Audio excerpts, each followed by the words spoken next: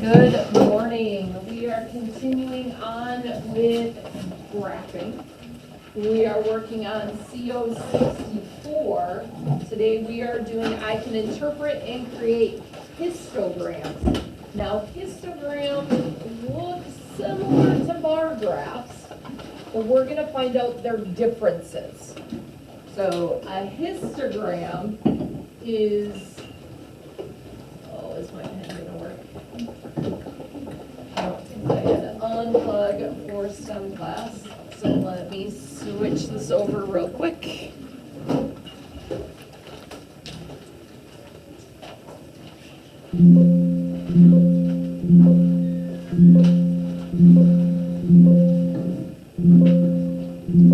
Okay, so the histogram is a graph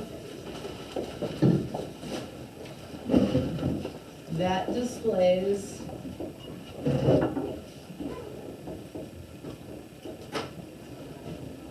data from a frequency table.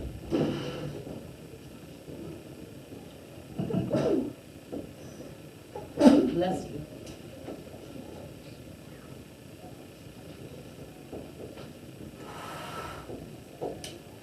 Now, histograms are used to show the frequency or how often something happens.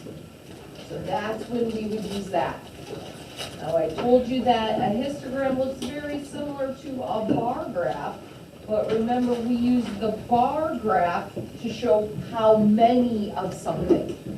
So we're not looking at how many with the histogram, but we're looking at the frequency, how often it happens. So we use them for different reasons.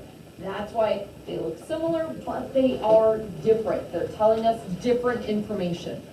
So the x-axis on the bottom measures numbers instead of things like the bar graph.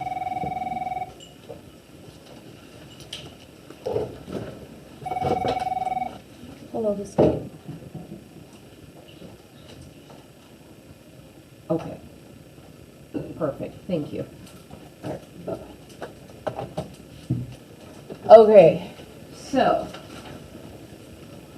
bar graph versus a histogram. We're gonna see what's the same and what's different. Did you show me your comprehension sheet for social studies? Okay, so I'll get that completed. Do you have a phone? And if you're feeling better this afternoon, I'll have the math video posted so you can work on that. All right, so we have different things in our box and we need to decide, is this a bar graph or is this the histogram that it's describing? So, measures quantity. Do you think that would be bar graph or histogram?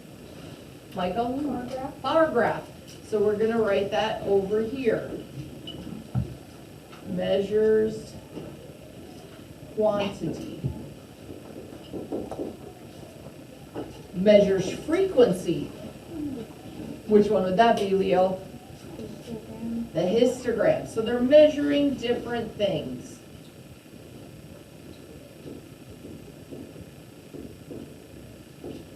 Okay, now we have the bars are touching, or the bars have equal space between them. So looking down below, which one is which? What should I put the bars are touching under, Fernanda? Histogram. The histogram. When we see those pictures below, we can see the bars are touching is the histogram. So with the bar graph, the bars have equal space between them.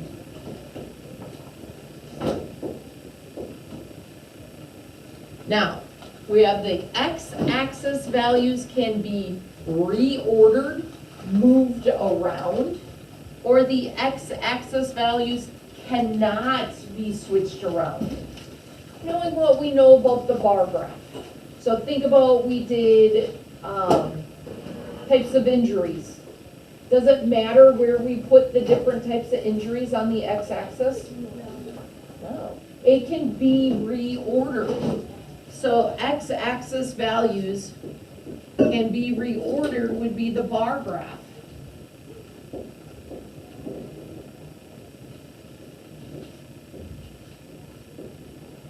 So that means on the histogram, they cannot.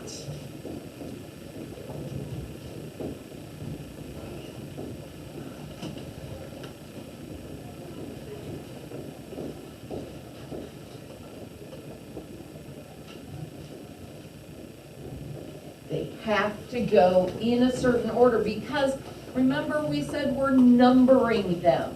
So that x-axis measures the numbers. Those numbers have to stay in order. So the histogram has to be a specific way on the x-axis. The bar graph, doesn't matter if we put broken arm or if we put cut ourselves. It doesn't matter where the injury type goes, right? It can go in any order. They can be reordered.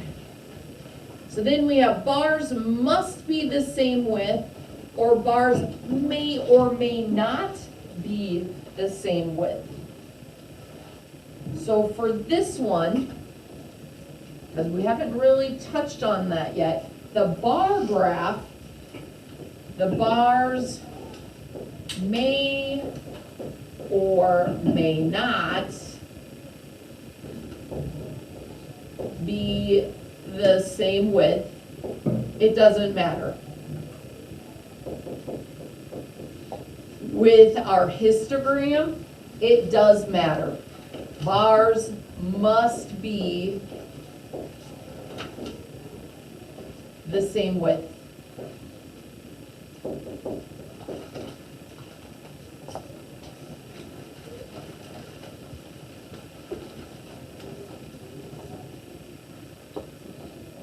When we look below, we can see those different pieces on our examples of the bar graph and the histogram. We can see that there's words on the bottom of our bar graph, but on the bottom of the histogram, it's those numbers in order. You can't mix them around. Those numbers are in order, showing the frequency of things. Has to be in that specific order. Bar graph, we have spaces between our bars. Histogram, they are right next to each other.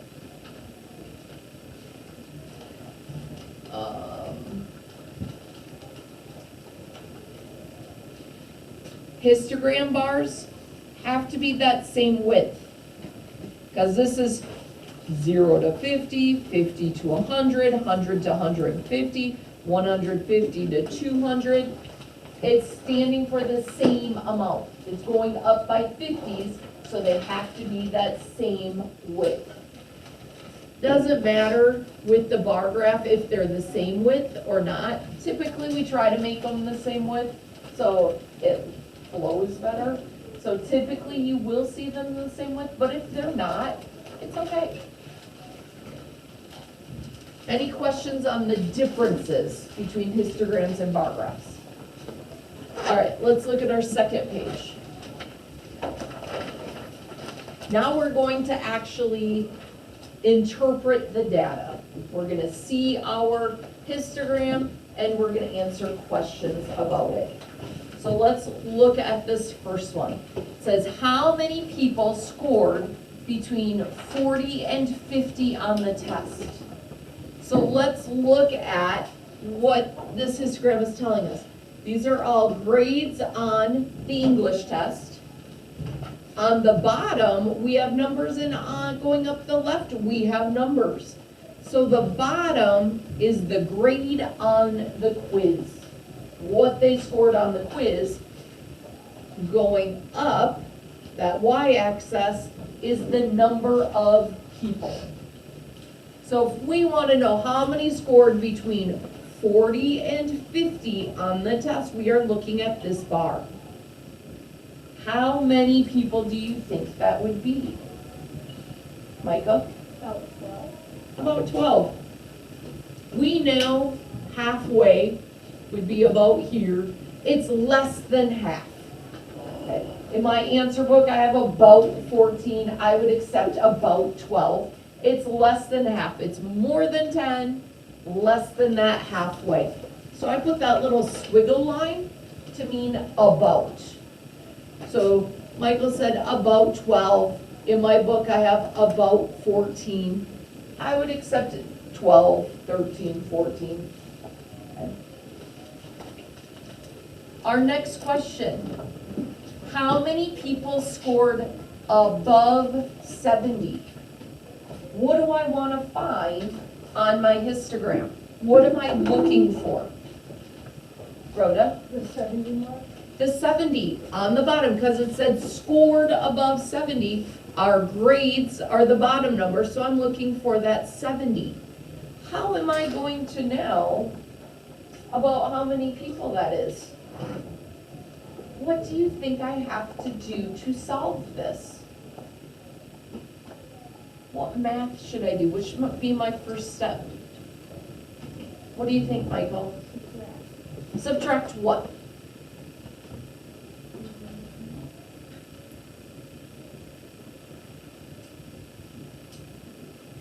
Before I can do any of my math operations, there's a step I have to do.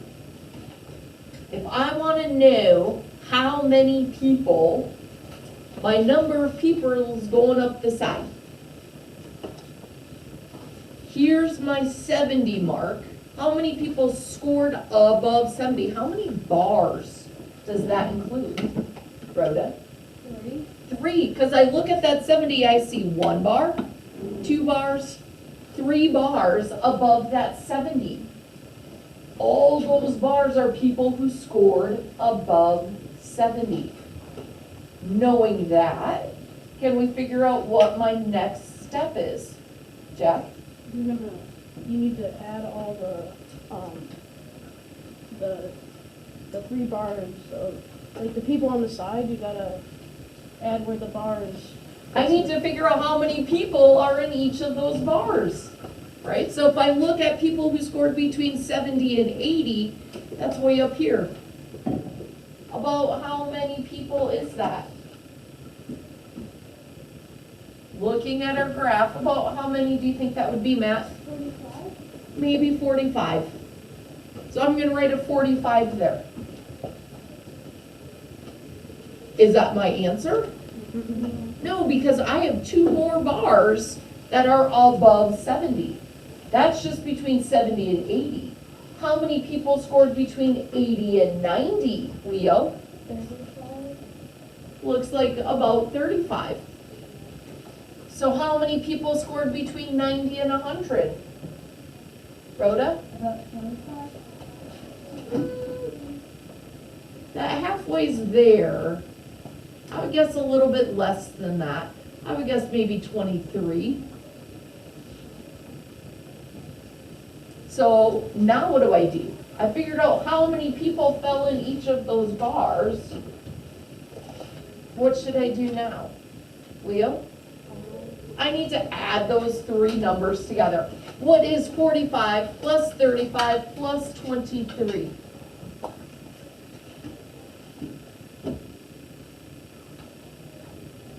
Leo?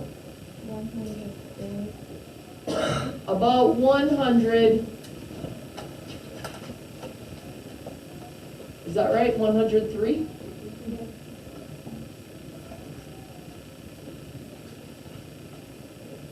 So if you got a number, you might have put a slightly different number for those because we don't know the exact numbers.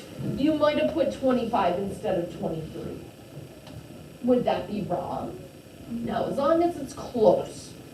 Okay? As long as your final answer is close to 103. That's why we put the about, the little squiggle. We don't know for certain. It's going to be close to that 103. But you have to be able to figure out what that question is asking. That's your first thing. How do I interpret this graph? We look at how many people scored between 60 and 90 on the test. 60's here, 90's here. Figure out what you have to do. Then it says, in which interval did most people score? So from 40 to 50 is one interval.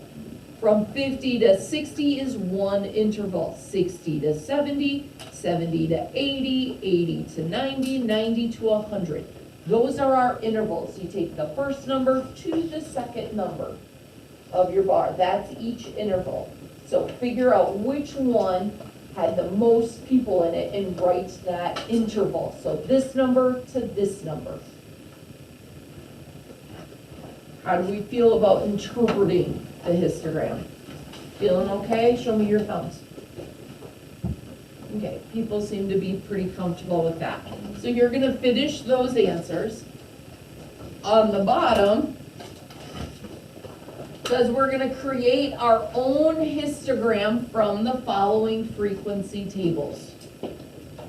So we are creating two different histograms. So one over here and one over here using our frequency tables. So on the bottom,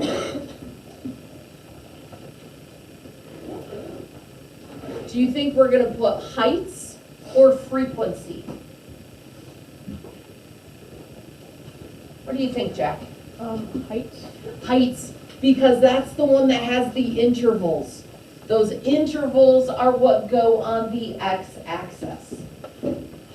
Then the other one, that frequency, is how many people, the frequency of it happening, that goes on the y-axis. So make sure that you are doing your correct labels.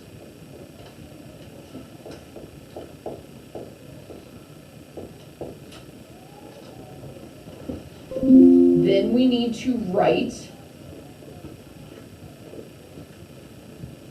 those heights on the bottom.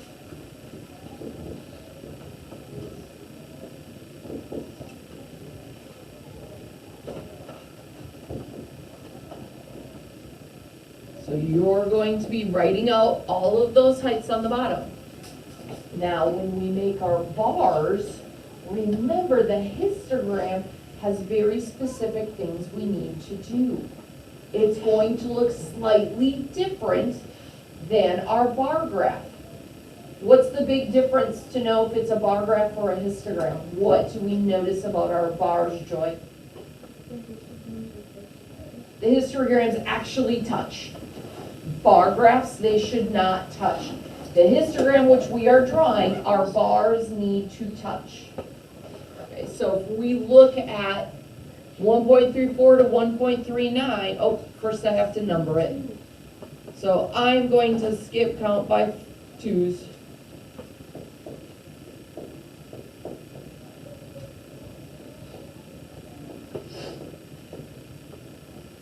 Oh, I am writing too big. I have to go all the way up to 32. I don't know if I'm going to fit it all on here. So you might need to skip count by fives, because there is not a lot of space there.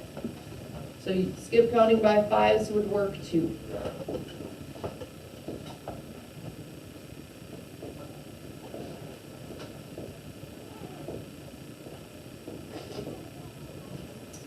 So if you run out of space, you can either go to the page before or get a piece of loose leaf to make your graph bigger, or you can skip count a little closer. So my first height is 4.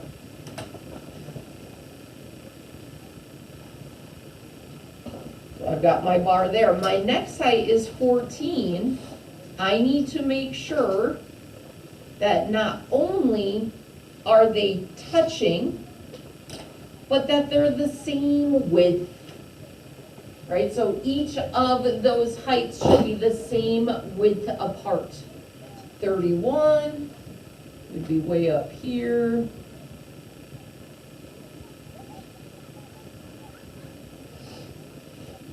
So I'm going to be looking, if you have to draw a histogram on the test, I'm going to look that they're touching. I'm gonna look that you put the correct x-axis and y-axis, that you put those intervals on the bottom. That you tried your hardest to make the bars the same width. We're labeling it correctly, all those little things. And then you have to be able to read the histogram, understanding about the intervals and how those are working. Any questions on our histograms? So for these bottom two, there aren't questions on them, you're just drawing them. So you need to answer the questions on the top and you need to be able to draw them on the bottom. Then at the very bottom, it is time for review. You need to do the 5-number summary for that box and whisker plot. What is the 5-number summary? Who can remind us what 5 numbers do we need to have? Rhoda? The lower one, I think. The lower quartile? What else goes with that? The upper quartile. The upper quartile. So that's one end of the box to the other end of the box. What is in the middle of the box? Middle quartile. No. Median. Median is in the middle. That's 3 numbers. What are other 2 numbers, Fernanda? The minimum and the what, Fernanda? The minimum and the maximum.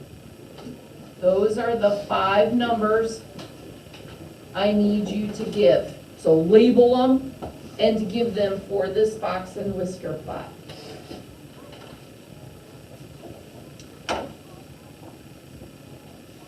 Finding those 5 points will show us our 4 separate sections of that box and whisker. If you have questions, please make sure you come and check with me. Remember, Khan Academy is due tonight. I was looking at our scores. A lot of us are done, but there are still a few of us that have a couple left to do. Make sure you get that Khan done. That's the first thing you're doing when you're done with today's assignment. Make sure your Khan is done. Try to get to those 100%. Then you are getting your gifts of the Holy Spirit checked off. Working on that math packet. If you have the math packet ready to be checked, bring it to me and I can check it. Don't just put it in the blue tray. I can check it so you can fix those mistakes during our work time. Remember, if you were wanting to stay after school today to work on those retakes, those of us that have quite a few retakes, if you want to stay after today and go, you need to go call home, check in with me, and I will send you to go call in the office. If you are watching this at home, I hope you are well, and I hope you have a wonderful day. I hopefully will see you soon. Bye-bye.